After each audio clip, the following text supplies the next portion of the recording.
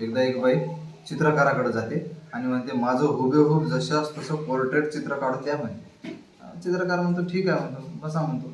मग पहिल्या दिवशी बघतो स्केचिंग वगैरे करतो, पुन्हा 4 दिवसाला या म्हणतो.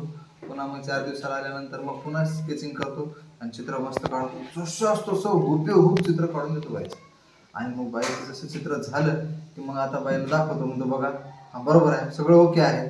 मग बाई म्हणते एक काम करा, ह्या चित्रामध्ये ना माझ्या गळ्यात एक मोत्याचा हार काढा. चित्रकार म्हणतो तुमच्या गळ्यात मोत्याचा हार नाही.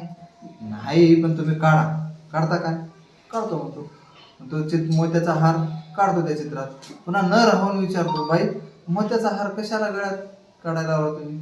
अहो ती म्हणते बाई अहो काही दिवसाला मी जर मेले आणि माझ्या नवऱ्यानं जर दुसरं लग्न केले तर मग माझा हा फोटो असा हॉलमध्ये लावून ठेवतील असं, आणि मग दुसरी बायको आल्यावर बघेल माझा फोटो, मग त्या फोटोतल्या सगळ्या गोष्टी तिला घरात सापडतील, पण हा हार सापडणार नाही.